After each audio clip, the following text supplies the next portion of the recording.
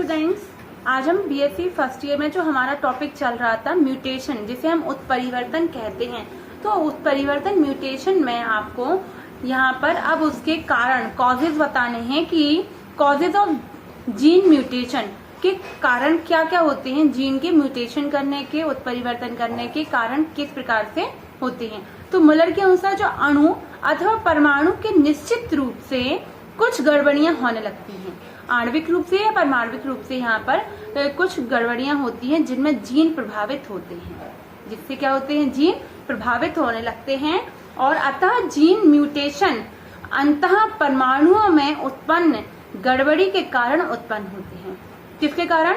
अंतः परमाणुओं में गड़बड़ी के कारण उत्पन्न होते हैं।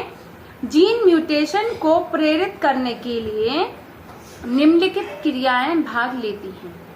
ठीक है, जीन म्यूटेशन को प्रेरित करने के लिए निम्नलिखित क्रियाएं यहाँ भाग लेती हैं। जैसे कि पहली मैंने कल आपको हेडिंग बताई थी, आज मैं क्लियर बता रही हूँ। प्राकृतिक विकिरण।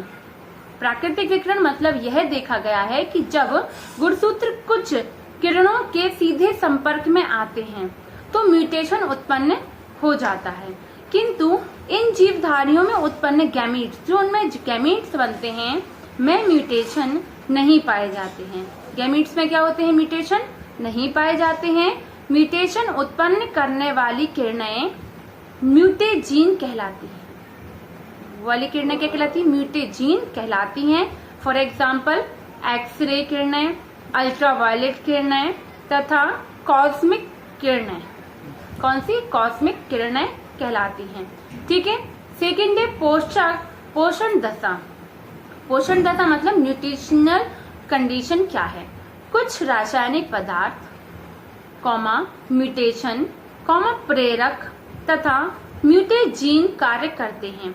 होल्डेन के अनुसार जीव के में जीन संबंधी प्रत्येक परिवर्तन जैव रासायनिक क्रियाओं से संबंधित होना चाहिए। प्राय देखा जाता है कि उपापचयी मतलब जो मेटाबॉलिक क्रिया होती है, उपापचयी क्रियाओं में भाग लेने वाले विभिन्न प्रकार के पदार्थ म्यूटेजीन का कार्य करते हैं। और जो मेटाबॉलिक क्रियाओं में जितने भी पदार्थ भाग लेते हैं वो सब क्या करते हैं? म्यूटेजीन के रूप में कार्य करने लगते हैं। ऐसे पदार्थ प्रायः कोशिकाओं में विशिष्ट क्रियाओं द्वारा उत्पन्न हो जाते हैं। ऐसे पदार्थ कोशिकाओं में विशिष्ट क्रियाओं द्वारा उत्पन्न हो जाते हैं जो म्यूटेशन प्रेरित करने में सहायक होते हैं। जो क्या करते हैं? म्यूटेशन को, उत्परिवर्तन को प्रेरित करने में सहायक होते हैं। इस प्रकार की क्रियाएं जीवधारियों के शरीर में विभिन्न प्रकार की कार्य की क्रियाओं के फलस्वरूप होती रहती हैं और जिनसे विभिन्न प्रकार की एंजाइम्स का निर्माण होता है जो विभिन्न परिस्थितियों में अपनी सक्रियता प्रदर्शित करते हैं। और अलग अलग परिस्थितियों में वो अपने लिए एक्टिव होते हैं और सक्रियता को प्रदर्शित करते हैं। जैसे कॉल्वेशीन ऑटम नेल जिसे कहते हैं, नामक पौधे में सामान्य परिस्थितियों में कॉल्वेशीन नामक रासायनिक पदार्थ बनता है, किंतु एक निश्चित अवस्था में यह पदार्थ सक्रिय होकर अपना निष्क्रिय प्रभाव दिखाता है, मतलब एक्टिव हो जाता है और एक लिमिट तक वो एक्टिव रहेगा और फिर डीएक्टिव हो जाता है।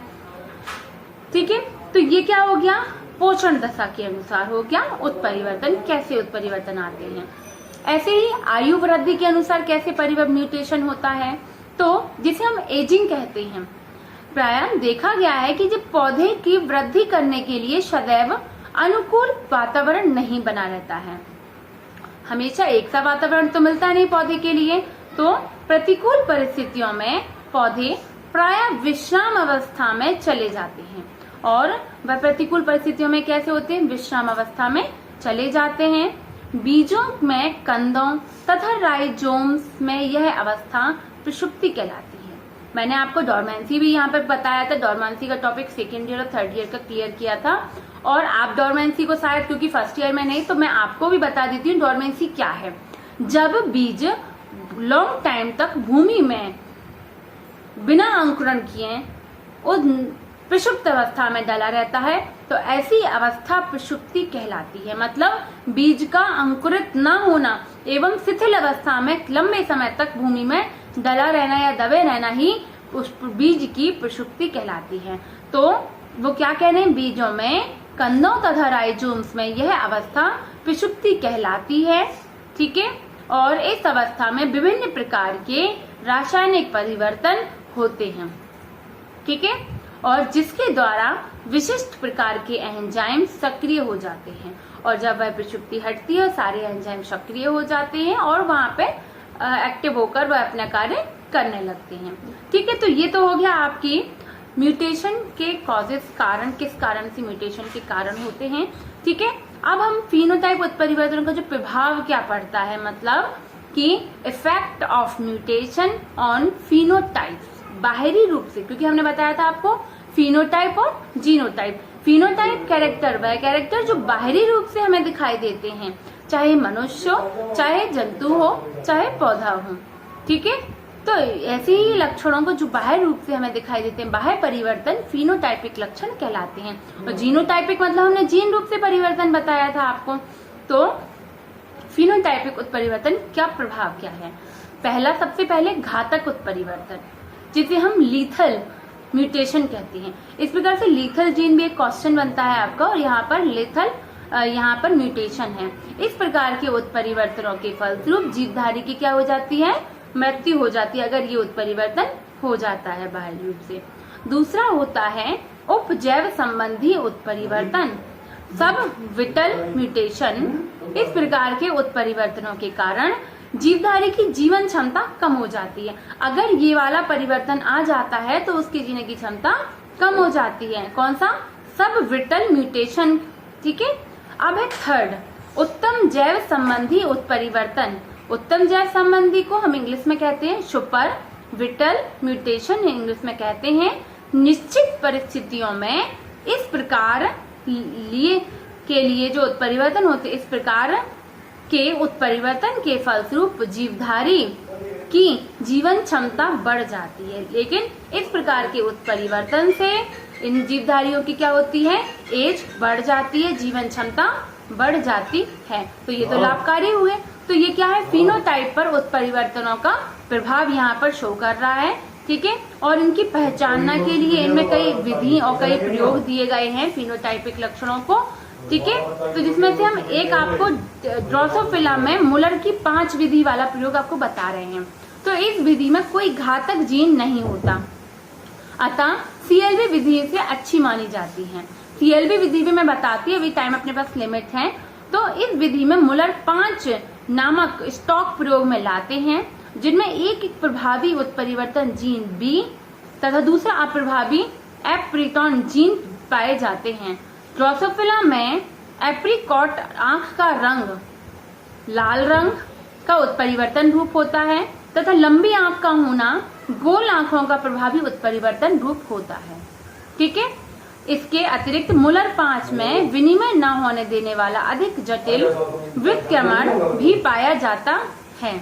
ठीक है, तो नर ड्रोसोफिला में F1 पीढ़ी का फिनोटाइप मुलर 5 जैसा होता है, क्योंकि उनमें एक X गुणसूत्र मादा से आता है और विषम युग्मी मादा मक्खी का संकरण मुलर 5 नर मेल मक्खी के साथ कराने पर F2 पीढ़ी में 50% नर तथा ड्रोसोफिला मक्खियों में मुलर 5 जैसी तथा शेष 50% नर सामान्य वाइल्ड फिनोटाइप प्रकार के पाए जाते हैं या प्राप्त होते हैं।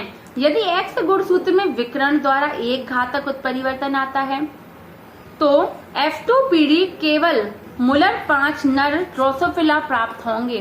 तो इसमें कितने, F2 पीढ़ी में 5 ड्रोसोफिला प्रकार की मक्खियां प्राप्त होंगी। ड्रोसोफिला तो आप जानते हैं, मैंने बताया था कि ड्रोसोफिला मक्खी है एक प्रकार की जिस पर ये सारे प्रयोग किए जाते हैं जेनेटिक, और सामान्य नर मक्खियां प्राप्त नहीं होंगी नेक्स्ट जनरेशन में। तो F2 में सामान्य पीढ़ी में सामान्य नर मक्खी का ना होना एक प्रेरित घातक उत्परिवर्तन को प्रमाणित करता है कि उसमें सामान्य नरमक्खी क्यों नहीं हुई उस F2 जनरेशन में? तो ये ना होना ही एक नया प्रकार का उत्परिवर्तन है। अगर दोनों के क्रॉस कराया था तो सेकंड जनरेशन में क्यों नहीं आए नर का लक्षण, है ना? तो ये क्या है, एक प्रकार का उत्परिवर्तन को ही शो करता है। ठीक है, तो नेक्स्ट हम एग्जाम्पल आपको मुलर की CLV विधि भी बताना चाहते हैं, लेकिन अपने पास टाइम लिमिट है। मैं इसको नेक्स्ट वीडियो में इस पर बताऊंगी, मुलर की CLV विधि और जीन परिवर्तन का आणविक आधार भी आपको बताऊंगी। ठीक है स्टूडेंट, तो आज के लिए इतना ही। Thank you.